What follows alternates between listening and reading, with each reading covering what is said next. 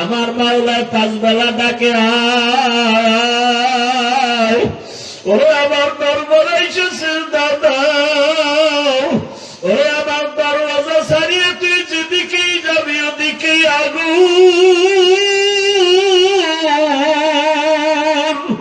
দুনিয়ার সূর্যের গরম সহ্য করতে পারো না, জাহান্নামের আগুন কেমনে সহ্য করবারে বাবা?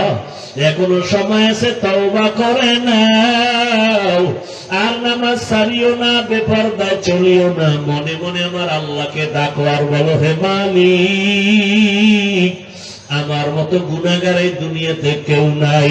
গুনার কারণে আমার হাত না পাক, আমার চোখ না পাক, আমার জিহ্বা না পাক, আমার অন্তর না পাক। আজকে আমি তওবা করতে চাই।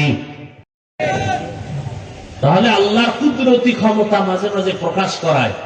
পাথর কথা বলে, মরা গাছে কথা বলে। এটা রসুলের দ্বারা যদি হয়, নবীদের দ্বারা হয়, মুআজিজা ওলি আউলিয়ার দ্বারা যদি হয়, এর নাম কারামত। যেমন যেমন আর বলতে গেলে আর বয়ান মূলের দিকে আর হবে না। আল্লাহ, তো উলামায়ে কেরামের ইজ্জত কমবে না বাড়বে? উলামায়ে কেরামের ইজ্জত বাড়া মানে ইসলামের সম্মান ঠিক রাখা। কারণ কিয়ামত পর্যন্ত রাসূল আমাদেরকে দাওয়াত দিতে আসবেন, আবু বকর আসবেন, ওমর, ওসমান, আলী আসবেন, বড় বড় মুজতাহিদ ইমাম আবু হানিফা, ইমাম শাফি, ইমাম আহমদ বিন হাম্বল, ইমাম মালিক, ইমাম বুখারী, ইমাম মুসলিম, ইমাম তিরমিজি এরা আসবেন। বড় বড় আউলিয়া কেরামরা আসবেন, মুজাদ্দিদ আল ফেসানি, আব্দুল কাদের জিলানী, খাজা মঈনুদ্দিন চিশতি আজমিরি, শাহজালাল, শাহপরান, শাহ মখদুম, শাহ আলী, এই যেমন নাম কইলাম, এরা সব নিরেট আল্লাহর ওলি। কেমন আল্লাহর ওলি জানেন? শাহজালাল রহমতুল্লাহ আলাইহি জীবনে আল্লাহর মহব্বতে বিবাহই করেননি। আর শাহজালালের ভণ্ড ভক্তরা বউয়ের পিছনে পড়ে আল্লাহকেই চিনে না। শাহজালাল, শাহপরান, শাহ মখদুম, শাহ আলী, খানজাহান আলী, নিজামুদ্দিন আউলিয়া সহ যেমন নাম কইতেছি, এরা কি বেনামাজি ছিলেন? এগো দাড়ি ছিল না, এরা পর্দা করেন নাই। তো তুমি ভক্ত হয়ে দাড়ি কাটো কেন? নামাজ পড়ো না কেন? তুমি ভক্ত না, তুমি ভণ্ড। আমরা টুপিওয়ালারাই হাকিকতে ভক্ত। আল্লাহ বুঝার তৌফিক দান করে।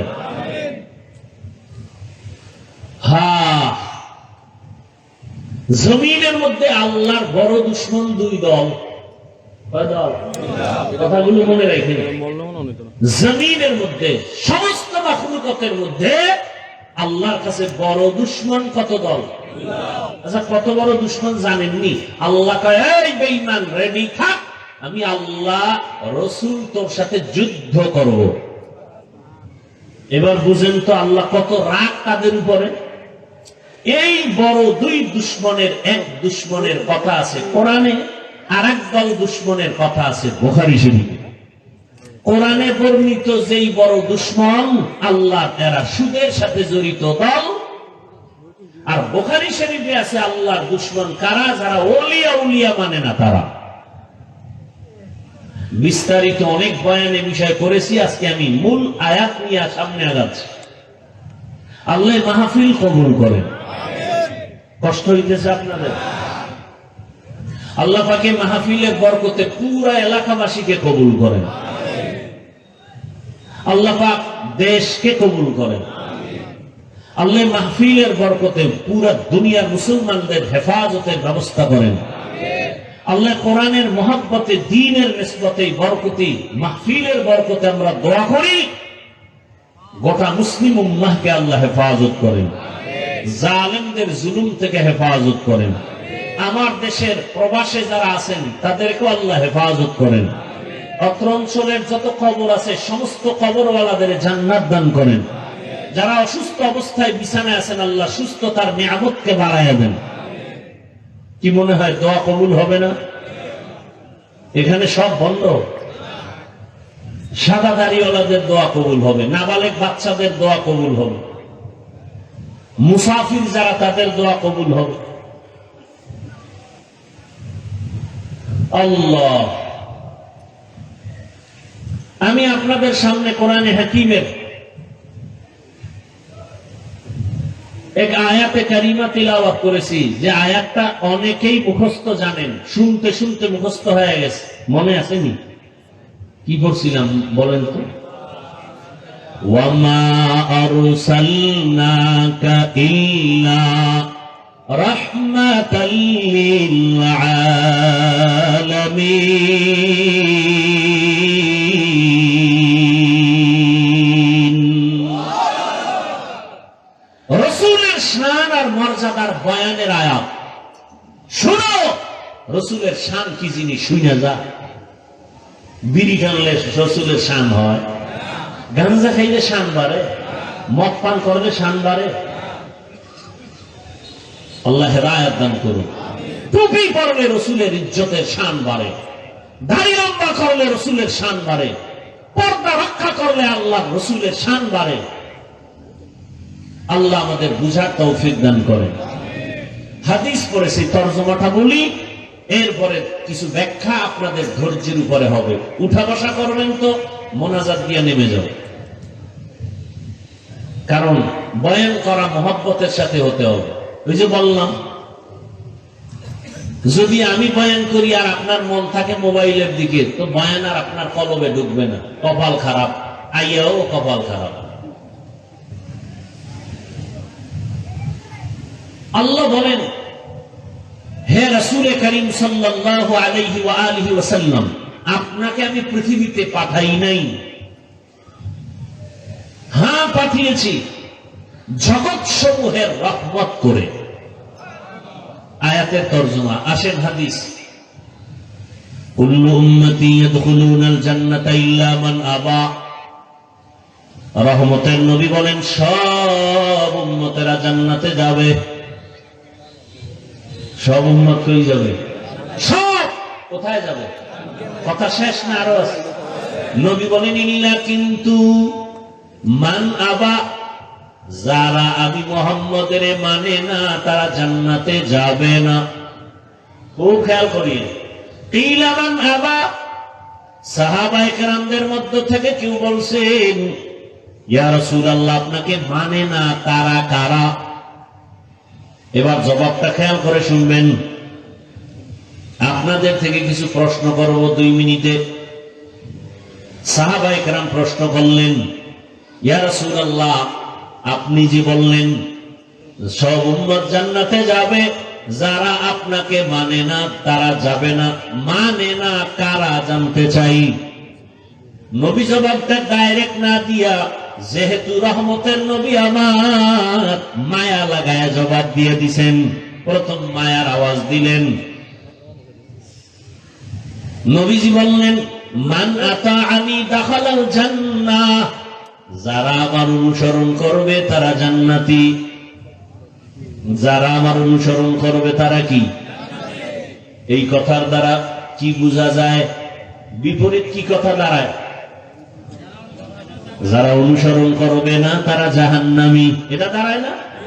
খুব খেয়াল করিয়েন, নবী কিন্তু এভাবে বলেন নাই কি যারা অনুসরণ করবে তারা জান্নাতি, যারা অনুসরণ করবে না তারা জাহান্নামী।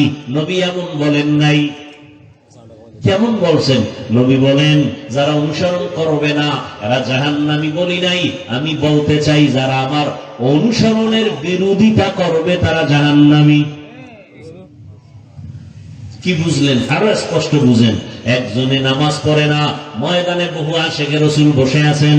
আজকে ফজর পড়েন নাই, যোহর পড়েন নাই, আসর পড়েন নাই, মাগরিব পড়েন নাই, এশাও পড়েন নাই, এরকম আশেকে রাসূল নাই? রহমতের নবী বলেন, বাইনাল হাদ্দি ওয়া বাইনাল কুফরি তারকুস সালাহ। বেঈমান আর মুমিনের মাঝখানে ব্যবধান হলো নামাজ। বেঈমানেরা নামাজ পড়ে না, মুমিনেরা নামাজ ছাড়ে না। নতুন সুসুতি নামাজে পাঞ্জগানা, ফাওয়াইলুল মুসাল্লিনাল্লাযিনা, মুমিনারা ইনামাজে ইমদাদে দাস্তাইনু। আয়াতে কুরআন বাখা, আয়াতে কদ আফলাহারা ইয়াদ কুন গৌর কুন্দর মানিয়াজ দিল সাদেকুন। এরকম বেনামাজি আছে না?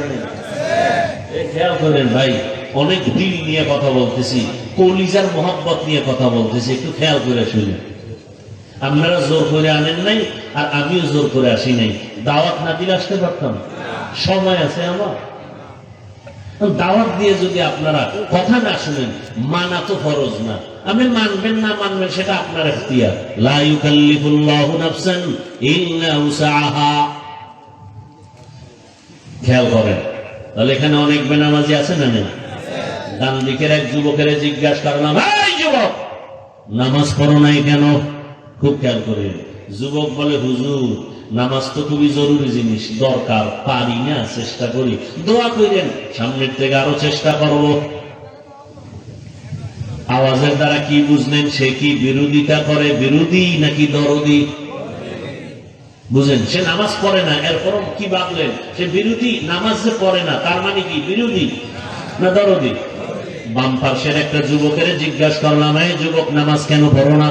কথাটা বলতে না বলতে আমাকে উল্টা প্রশ্ন ছড়ে দিল, নামাজ না পড়লে অসুবিধা কি আছে না? আপনারাই জবাব দেন, ওর কথার দ্বারা কি বুঝলেন? ওই ব্যক্তি নামাজ না পড়িয়াও কি দরদি না বিরোধী? নামাজ না পড়নেওয়ালা দুইজন, একজন দিন নামাজ না পড়িয়াও দরদির পরিচয় দিল, সে মুমিন। আর যে বলে দরকার নাই, না পড়লে অসুবিধা কি, ওই বান্দা নামাজ না পড়ার পরে বিরোধী। বিরোধী মানে বেঈমান। ভালো করে বুঝেন, একজনে নামাজ পড়ে না, একজন নামাজ পছন্দ করে না। দুইজন সমান? যে নামাজ পড়ে না মুমিন, যে নামাজ পছন্দ করে না বেঈমান।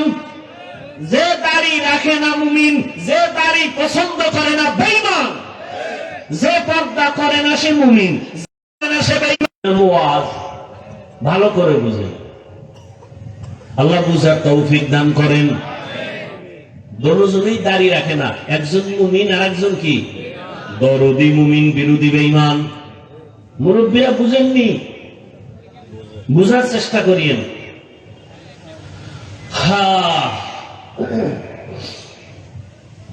হাদিসের দ্বারা প্রমাণ হয়ে গেল কে নবী মানে, কে নবী মানে না। ভালো করে বুঝেন, যে নবীর অনুসরণের দরদ অন্তরে রাখে সে মুমিন, সে নবী মানে। যে নবীর আদর্শ মানার আগ্রহটাও রাখে না, সে নবীর আদর্শ মাননেওয়ালা না, বরং বেঈমান। এরকম বেঈমান দুনিয়ায় নাই? নিজেও নামাজ পড়ে না, অন্য নামাজ পড়ে ভালো লাগে না। নিজেও দাড়ি রাখে না, অন্য দাড়ি রাখে পছন্দ করে না। নিজেও হালাল খায় না, অন্য হালাল খায় পছন্দ করে না। নিজেও পর্দা করে না, অন্য পর্দা করে তাও পছন্দ করে না। নিজেও দান করে না, অন্য দান করে সইতে পারে না। আছে না নাই? এত দান করা লাগেনি। আর কয় হুজুরেরা পরেরটা খাইয়া জীবন চালায়, বলে না? বলে না? তুমি কোন বাবারটা খাও? তোমার বাবার টাকা পয়সা হয়েছে, হিসাব লাও কোথার থেকে আসলো। তুমি কোথা থেকে টাকা পয়সা নাও? বরং মানুষ ওলামায়ে কেরামদের কলিজা ভরে দান করে, দান কইরা দোয়া চায়, আর তুমি দান না কইরা হিসাব চাও। যারা দান করে তারা চায় দোয়া, যারা দান করে না তারা চায় কি? চিন্তা করছেন কত বড় কপাল করা। জিন্দেগি মে বন্দগি তু কর নাহি, জিন্দেগি মে বন্দগি তু কর নাহি, जिंदगी बे बंदगी शर्मिंदा है, जिंदगी बे बंदगी शर्मिंदा है। यहाँ हम सब मुसाफिर दिल ना लगा, अहले दिल की नजर से रूह करता जा।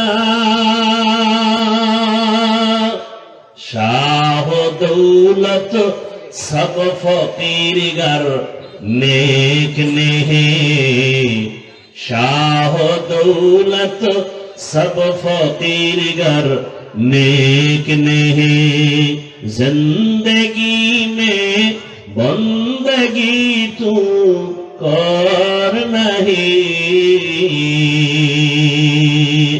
जिंदगी बे बंदगी शर्मिंदा है जिंदगी बे बंदगी शर्मिंदा है जिंदगी में बंदगी कुन बंदगी बंदगी बे जिंदगी शर्मिंदगी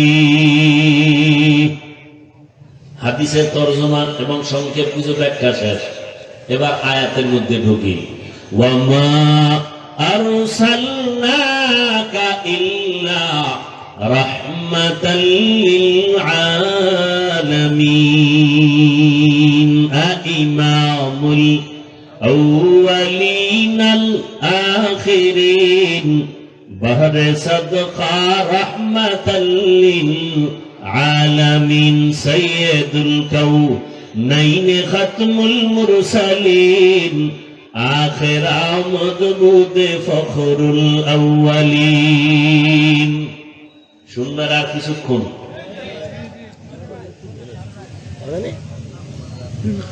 আয়াতের তরজমা বলে ফেলছে আবার বলছে আয়াতের অর্থ কি আল্লাহ বলেন হে রাসূল আপনাকে আমি দুনিয়াতে পাঠাই নাই হ্যাঁ পাঠিয়েছি জগৎ সমূহের রহমত হিসেবে এখানে বুঝার ব্যাপার আছে না নাই রহমতের নবী আপনাকে রহমত করে পাঠাইলাম বললেই তো হয় প্রথমে কেন বললেন রাসূল আমি আপনাকে পাঠাই নাই প্রথমে নফি তারপরে ইসবাত করলেন কেন নেতিবাচক শব্দ তারপর ইতিবাচক আওয়াজ হ্যাঁ পাঠিয়েছি ঘুরাইয়া বললেন কেন সারা দুনিয়ার মানুষের অন্তরে একটা মেসেজ আল্লাহ দিয়ে দিলেন আমার রহমতের নবীকে আমি পাঠাই নাই বলে তোমাদের অন্তর খালি করলাম কেন পাঠাইছি শুনো নবীর পুরা দুনিয়াতে পাঠানোটার পুরা কারণ হলো রহমত আর রহমত আর রহমত রহমতের নবী পুরাটাই রহমত ভালো করে বুঝো এমন একটা সময় আমি আমার বন্ধুকে জমিনে পাঠাইলাম জগৎ সমূহের জন্য অনেকে এখানে তরজমা করে উভয় জগতের জন্য নবী রহমত আমি তরজমা করেছি জগৎ সমূহের জন্য নবী রহমত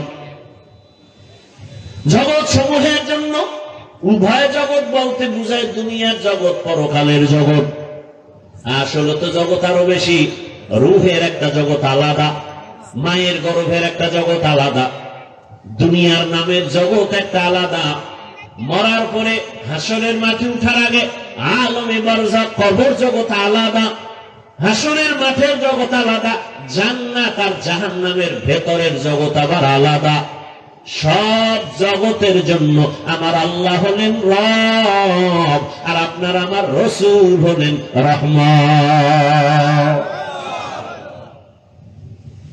এই জন্যই তো আমার আল্লাহ সমস্ত নবীর সাথে মেরাজ দিয়েছেন সব নবীর মেরাজ জমিনে আমার নবীর মেরাজ কেন আসমানে নবীর মেরাজ কই সুবহানাল্লাযী আসরা বিআবদিহি লাইলান মিনাল মাসজিদিল হারামি ইলাল মাসজিদিল আকসা الذي باركنا حوله لنريه من آياتنا إنه هو السميع البصير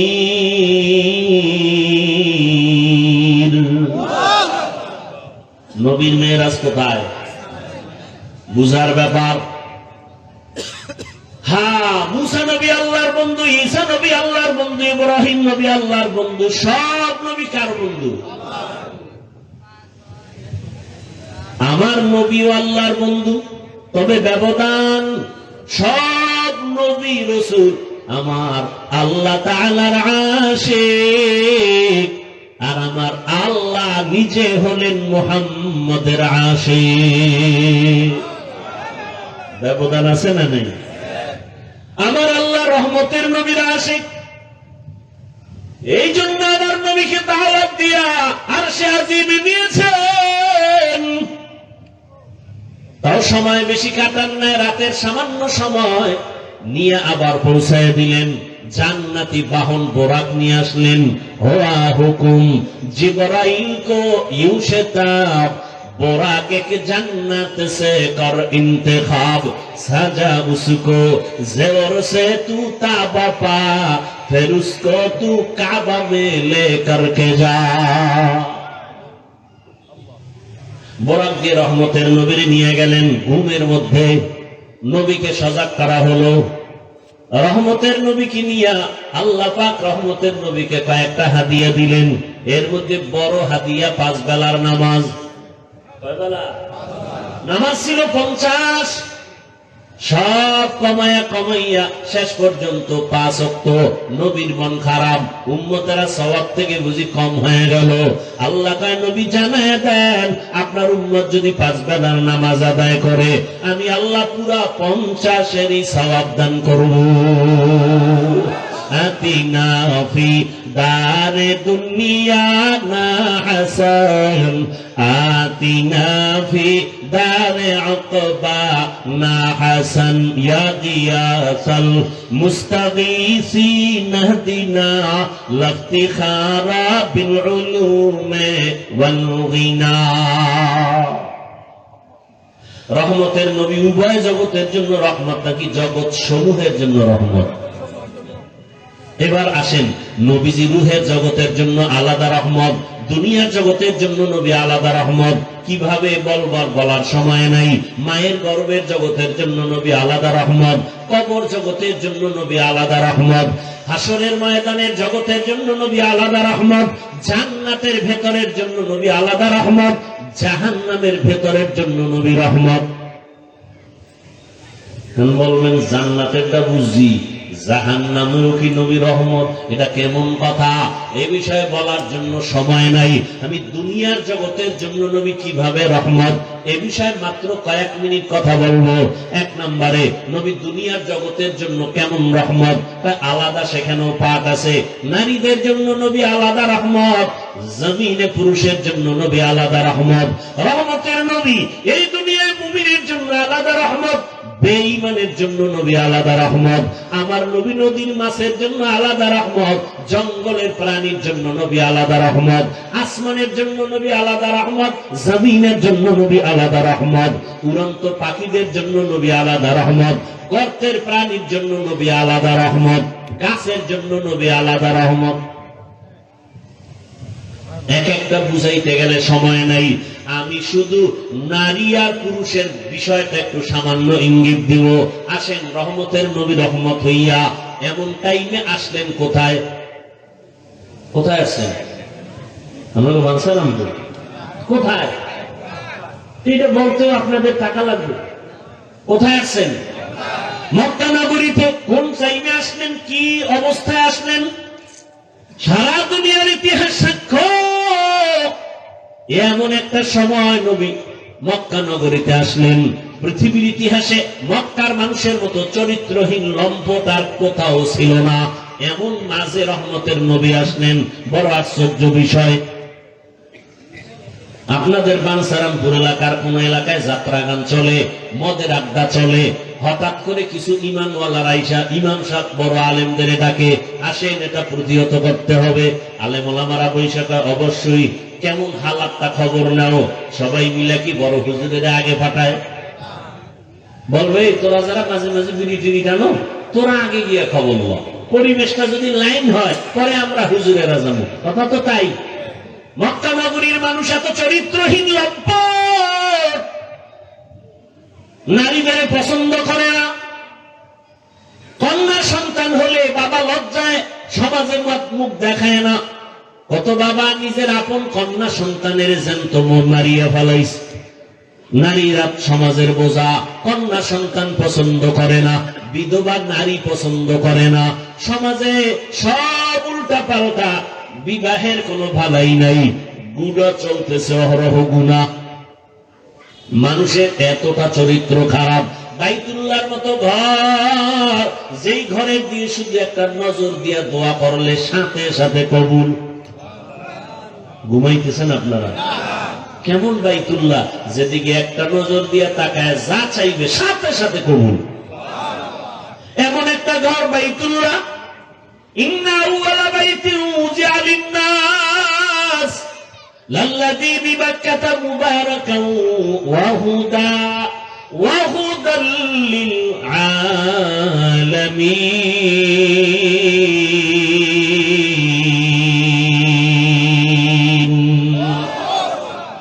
হেদায়েতের ঘর, যে বাইতুল্লাহর সীমানার মধ্যে দাঁড়াইয়া কেউ যদি একবার বলে আল্লাহ, সাথে সাথে 1,00,000 বার আল্লাহ বলার সওয়াব। আরো আস্তে করে বলেন। আর বাইতুল্লাহর এরিয়া কত আপনারা জানেননি? ওই যে হাজী সাহেবরা তাওয়াফ করে না, এতটুকু আপনারা দেখছেননি? জেদ্দা থেকে বাইতুল্লাহ শহরে মক্কা ঢুকতে একটা রেহাল আছে রাস্তার মাঝে, রেহাল। এবং এইটা হলো বাইতুল্লাহ সীমানার শুরু। এই রেহালের ভেতর অংশে ঢুকেই যদি বলে আল্লাহ, 1,00,000 বার আল্লাহ বলার সওয়াব। ওই এরিয়ার মধ্যে চারদিকে রকম সীমানা দেওয়া আছে। ওই এরিয়ার মধ্যে ঢুকিয়ে যদি বলে কেউ সুবহানাল্লাহ, একবার বলার কারণে কত সওয়াব? 1,00,000 বার সওয়াব। কারণ আল্লাহ এই ঘরের কসম খেয়েছেন, ওয়াত্তিনি ওয়াজ-যাইতুন ওয়া তুরি সিনিন ওয়া হাযাল নিরাপদ শহর মক্কা নগরীর কসম। হাজারো কোন ব্যক্তি কাউরে মার্ডার কইরাও যদি বাইতুল্লাহর সীমানায় ঢুকে, তার দিকে চোখ গরম করে তাকানো হারাম। কারণ নিরাপদ শহর, বাইর হইলে ভর্তা বানায় ফেল, কিন্তু বাইতুল্লাহর এরিয়ায় থাকলে চোখ গরম করতে পারবি না, হারাম। এটা বাইতুল্লাহর সম্মানে।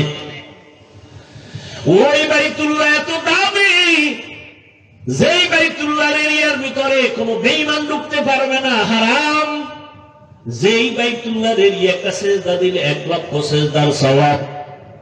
নবী বলেন, যারা উমরা হজ পালন করিয়া বিদায় হয়, গর্ভের সন্তান যেমন নিষ্পাপ দুনিয়াতে আগমন হয়, বাইতুল্লাহর সফর করনেওয়ালাও নিষ্পাপ গুনাহমুক্ত হইয়া বের হয়। এই বাইতুল্লাহর মতো জায়গায় এই মক্কার বেঈমানেরা ল্যাংটা হইয়া নারী আর পুরুষ একসাথে তাওয়াফ করে। পশু জবাই করে রক্তগুলো দেওয়ালে মাখে। আল্লাহ আয়াত নাজিল করে নবীকে জানায় দিলেন, লান ইয়ানালাল্লাহা লুহুমুহা ওয়ালা দিমাউহা ওয়ালাকিন ইয়ানালুহুত তাকওয়া মিনকুম।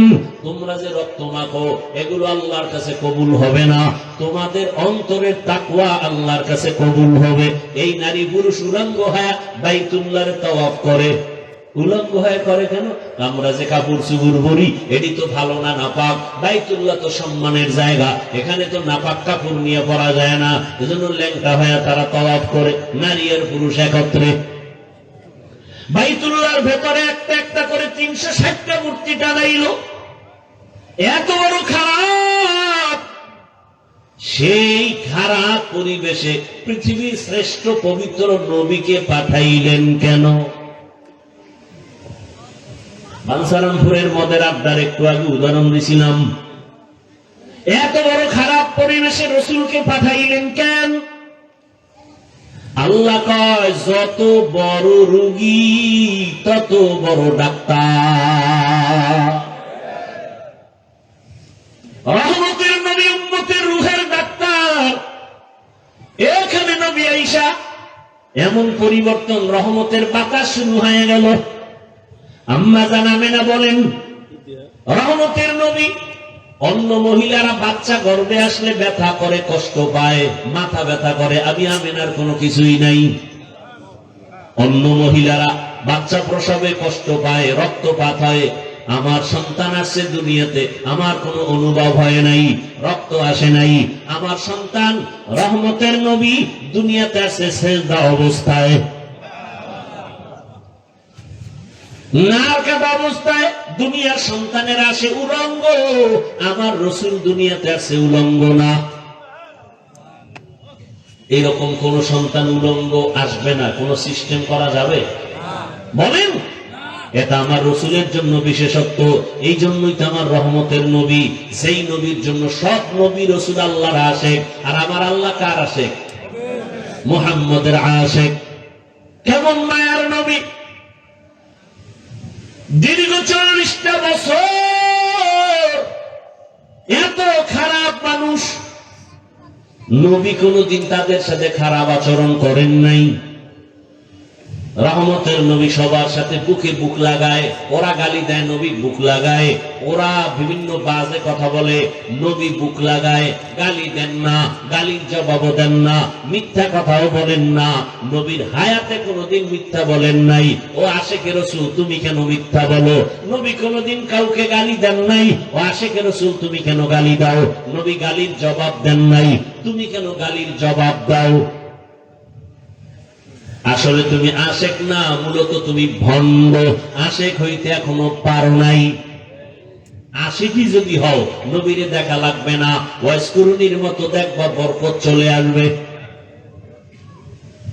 ভাইরা আমার, মক্কার মানুষগুলো এতটাই চরিত্রহীন, কিন্তু রহমতের নবীর আদর্শ এত সুন্দর। জমিনে নবীর আদর্শের মতো সুন্দর কোন আদর্শ আর আছে নাকি? এই বাঞ্ছারামপুরের চালাক মুসলমানেরা, আমাকে একটু বলো তো, নবীজির আদর্শ সুন্দর না শেখ মুজিবুর রহমান সাহেবের আদর্শ সুন্দর? যদি কেউ দাঁড়াইয়া বলো হাফিজ ভাই, মদিনাওয়ালা নবীর থেকে আরো সুন্দর আদর্শ জিয়াউর রহমান সাহেবের মধ্যে ছিল, যদি প্রমাণ দিতে পারো, আমি আল্লাহর কসম করে বলি, আমি নবীরটা বাদ দিয়া জিয়াউর রহমান সাহেবেরটা নিব। পারবা? সাহস আছে বলা? বরং আমার থেকে শুনে নে ভালো করিয়া, জিয়াউর রহমান সাহেব কেন, শেখ মুজিবুর রহমান সাহেব কেন? পৃথিবীতে আরো আরো মহাপণ্ডিতরা আদর্শ বিক্রি করলো। আব্রাহাম লিঙ্কনের আদর্শ, মাও সেতুনের আদর্শ, প্লেটোর আদর্শ, লেনিনের আদর্শ, কার্ল মার্ক্সের আদর্শ। এক কথায় জবাব লেখা রাখ, দুনিয়ার সব আদর্শ নাপাক, একমাত্র মদিনাওয়ালা রসুলের আদর্শই পাক। রসুলের আদর্শ যারা মানে, ওরা বিড়ি টানতে পারে না, মদ পান করে না। রসুলের আদর্শওয়ালা যারা হাইটা যায়, তাদের শরীর থেকে ঘেরান, কথার মধ্যে মোহাব্বত, দেখলে চোখে পানি আসে। আর দুনিয়াওয়ালারা যারা ভিন্ন আদর্শ নিছে, এর মধ্যে চুরি, এদের মধ্যে দুর্নীতি, এদের মধ্যে জুলুম, এরা মানুষের পাথর মারে, এরা মানুষকে জবাই করে, এরা চুরি করে, এরা ডাকাতি করে, এরা ধর্ষণ করে। ঠিক কি না? রসুলের আদর্শ এগুলো আছে? রসুলের আদর্শের মধ্যে কি?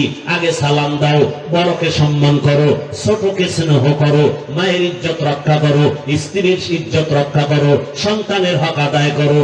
খবরদার, কোরবানির সময় এক পশুর সামনে আর এক পশু জবাই করবা না, কারণ ওই পশুটা দেখে কষ্ট পাবে। দেখছেন নি নবীর আদর্শ কত সুন্দর? একটা পশু কষ্ট পাবে, এটা ইসলাম সমর্থন করে না। আর মানুষ জবাই করে, এটা কারা? যারা রসুলের আদর্শ জবাই করে তারা। রসুলের আদর্শ জবাই করনেওয়ালা দুশ্মনেরাই মানুষ জবাই করে। রসুলের আদর্শ জবাই করনেওয়ালারা বেয়াদব গুলো মা বাবার সাথে বেয়াদবি করে। কথা বলেন না কেন? রসুলের আদর্শের কোন সন্তান মায়ের সাথে বেয়াদবি করে না, বাবার সাথে বেয়াদবি করে না। রসুলের আদর্শের সন্তান স্কুলে পড়লেও সে আদব বলা হয়, কলেজে পড়লেও সে আদব বলা হয়, ডাক্তার হলেও আদব বলা হয়, ইঞ্জিনিয়ার হলেও সে আদব বলা হয়। এই যুবকেরা বল, স্কুল কলেজ ভার্সিটিতে তোমাদের মতো ছেলেরা লেখাপড়া করে, পাঁচ ওয়াক্ত নামাজি, সত্য বলো আছে না নাই? ঢাকা কলেজে যাও, গিয়ে দেখবা মাথায় পাগড়ি, বড় দাড়ি, বড় জামা, মনে হয় বড় মসজিদের খতিব। জিজ্ঞাসা করবা কোন মসজিদে জুমা পড়া? কয় জীবনে আরবি পারি না। এই হালাত কি করো? কয় ঢাকা কলেজে পড়ি।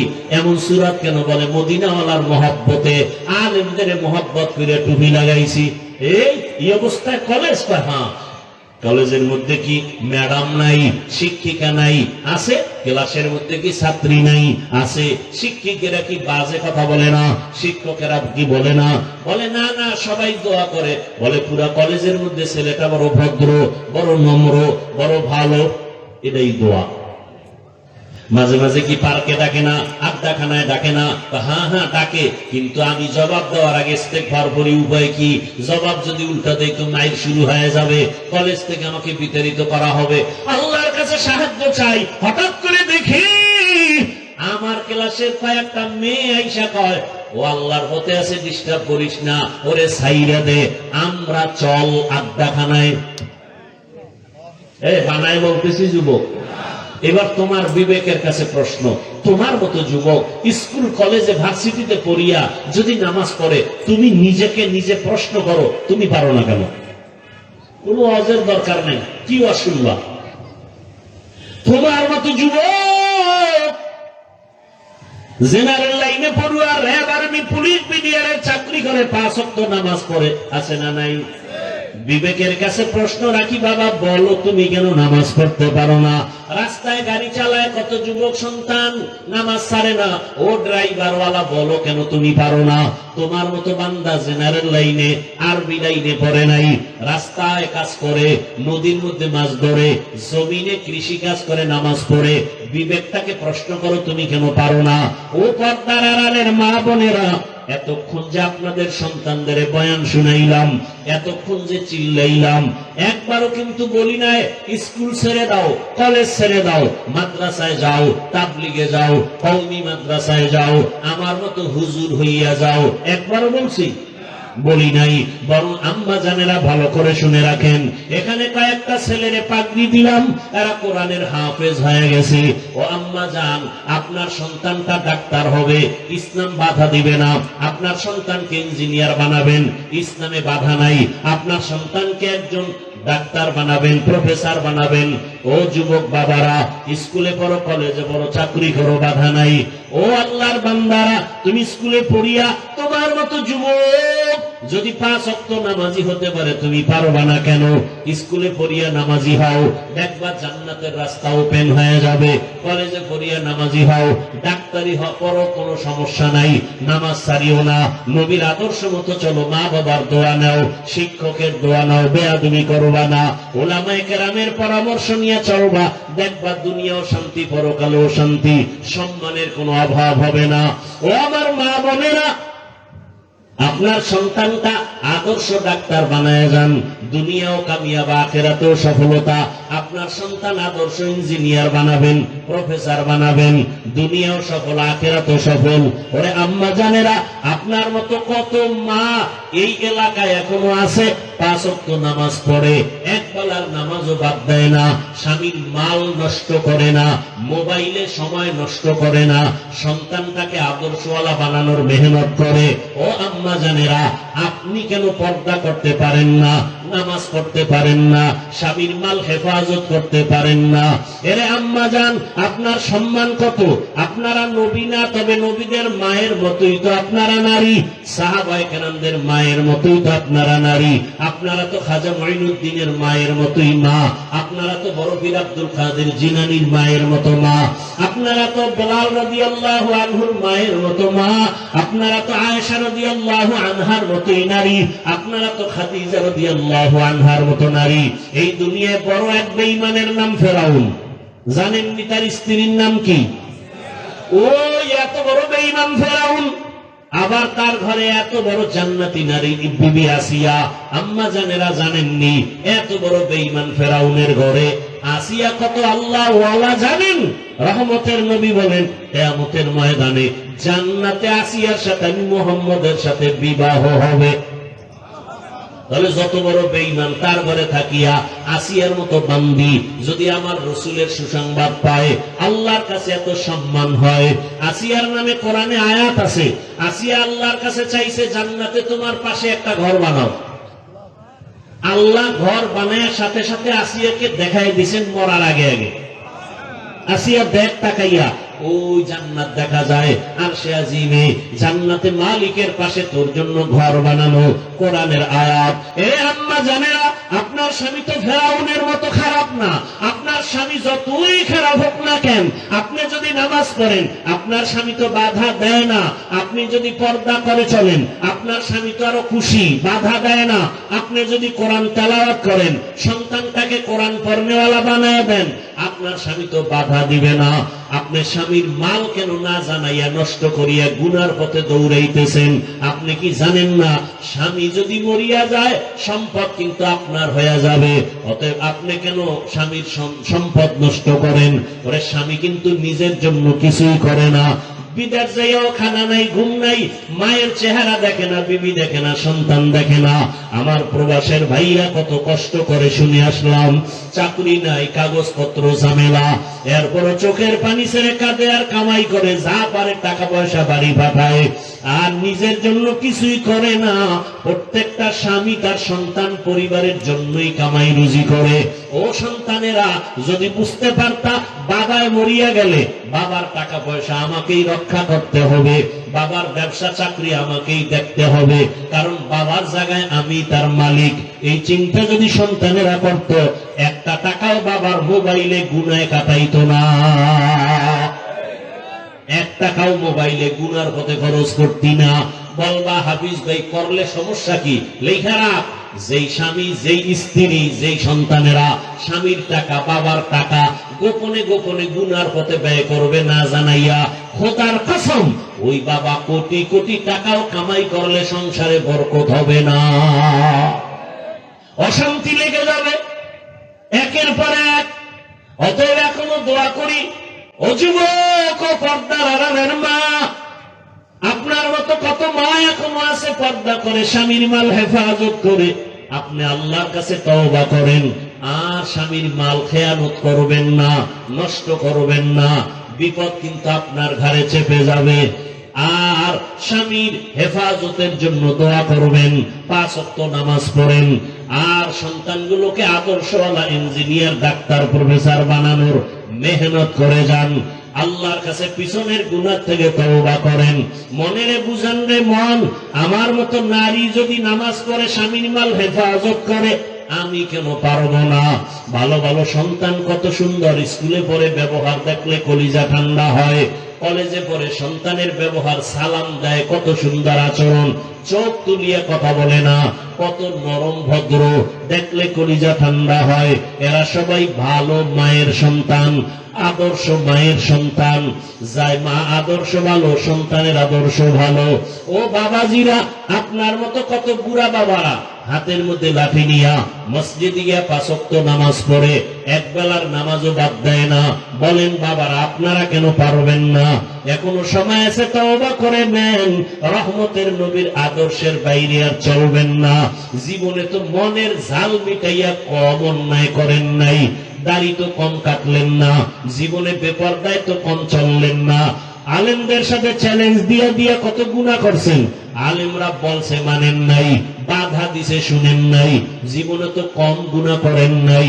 যুবক বাবারা, মনে চাইছে পার্কে দৌড়াইছো, কারো বাধা মানো নাই, মনে চাইছে সারা রাত মোবাইলে গুনাহ করছো, কারো বাধা মানো নাই। এখনো কি তওবা করবা না?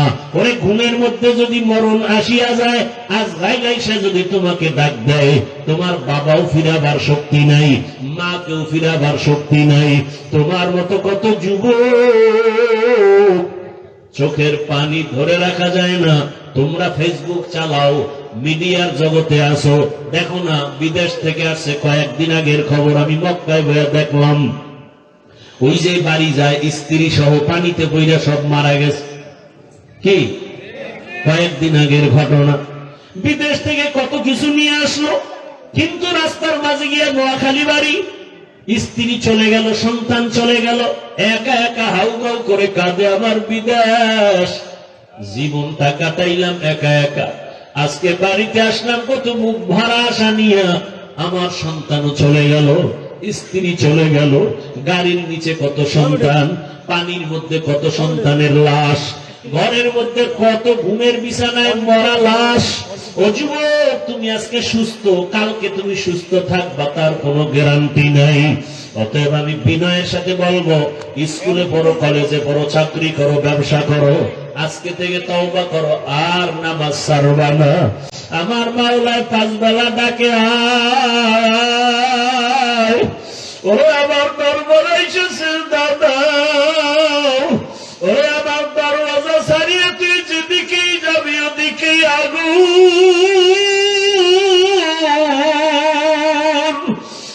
দুনিয়ার সূর্যের গরম সহ্য করতে পারো না, জাহান্নামের আগুন কেমনে সহ্য করবারে বাবা? এখনো সময় আছে, তওবা করে নাও।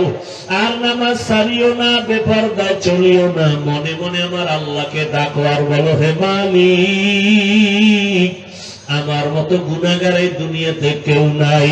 গুনার কারণে আমার হাত না পাক, আমার চোখ না পাক, আমার জিহ্বা না পাক, আমার অন্তর না পাক। আজকে আমি তওবা করতে চাই। জীবনে আর মোবাইলে গুনাহ দেখব না, মোবাইলে হাত গুনায় কাজ করব না, দিল দিয়ে গুনার কল্পনাও করব না। আয় আল্লাহ, তুমি মাফ করে দাও, আর কোনদিন নামাজ ছাড়ব না। জীবনে কত আড্ডা দিলাম, মেয়েদের নিয়ে পার্কে আর যাব না। আজকে থেকে তোমার হুকুম মানিয়ে চলবো, মা বাবার দোয়া নিয়ে চলবো, ওলামায়ে কেরামের পরামর্শ নিয়ে নবীর আদর্শ মেনে চলবো, শিক্ষকের দোয়া নিয়ে চলবো।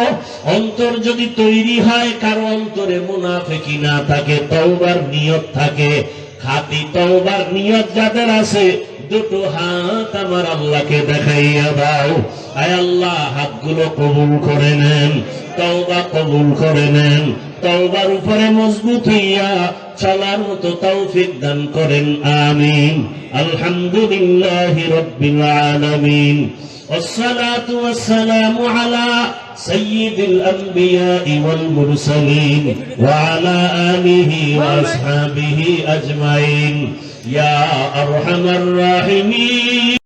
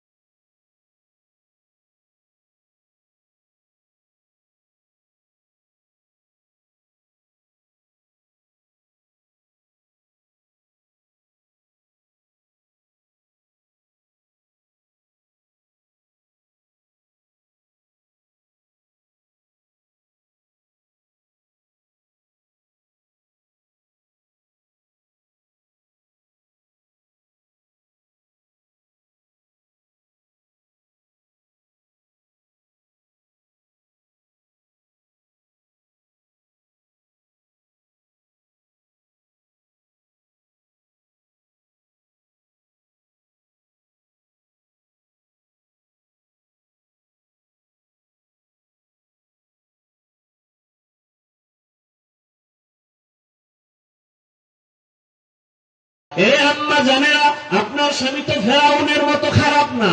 আপনার স্বামী যতই খারাপ হোক না কেন, আপনি যদি নামাজ পড়েন আপনার স্বামী তো বাধা দেয় না। আপনি যদি পর্দা করে চলেন আপনার স্বামী তো আরো খুশি, বাধা দেয় না। আপনি যদি কোরআন তেলাওয়াত করেন, সন্তানটাকে কোরআন পড়নেওয়ালা বানায় দেন, আপনার স্বামী তো বাধা দিবে না। আপনি স্বামীর মাল কেন না জানাইয়া নষ্ট করিয়া গুনার পথে দৌড়াইতেছেন? আপনি কি জানেন না স্বামী যদি মরিয়া যায় সম্পদ কিন্তু আপনার হয়ে যাবে? অতএব আপনি কেন স্বামীর সম্পদ নষ্ট করেন? ওরে স্বামী কিন্তু নিজের জন্য কিছুই করে না। বিদেশ যাইও খানা নাই, ঘুম নাই, মায়ের চেহারা দেখে না, বিবি দেখে না, সন্তান দেখে না।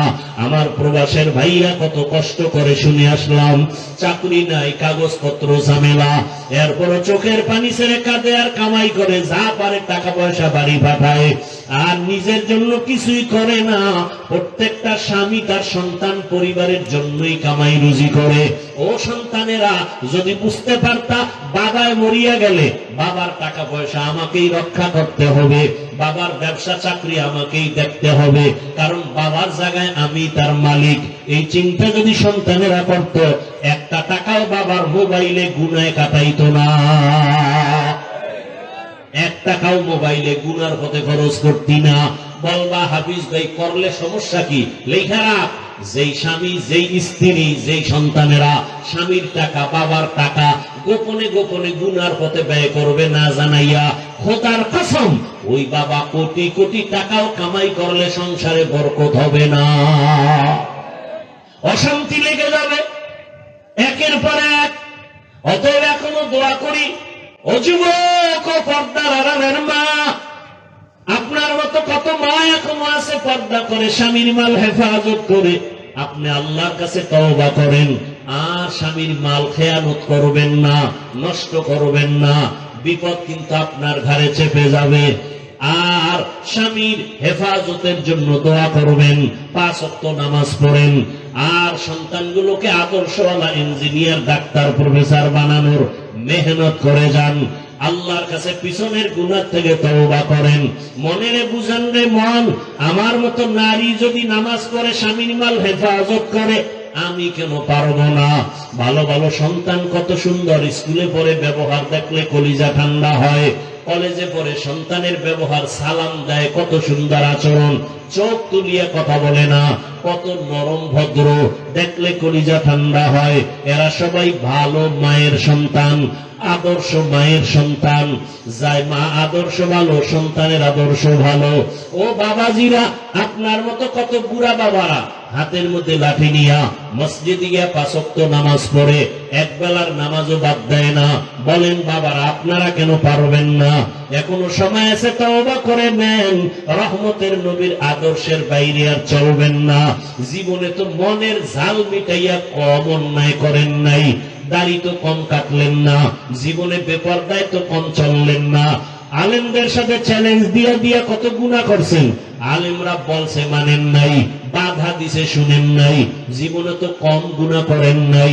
যুবক বাবারা মনে চাইছে পার্কে দৌড়াইছো, কারো বাধা মানো নাই। মনে চাইছে সারা রাত মোবাইলে গুনাহ করছো, কারো বাধা মানো নাই। এখনো কি তওবা করবা না? ওরে ঘুমের মধ্যে যদি মরণ আসিয়া যায়, আজ গাইলাইসা যদি তোমাকে ডাক দেয়, তোমার বাবাও ফিরাবার শক্তি নাই, মা কেউ ফিরাবার শক্তি নাই। তোমার মতো কত যুবক চোখের পানি ধরে রাখা যায় না। তোমরা ফেসবুক চালাও, মিডিয়ার জগতে আসো, দেখো না বিদেশ থেকে আসছে, কয়েকদিন আগের খবর আমি মক্কায় বইয়া দেখলাম, ওই যে বাড়ি যায় স্ত্রী সহ পানিতে পইরা সব মারা গেছে। কি কয়েকদিন আগের ঘটনা।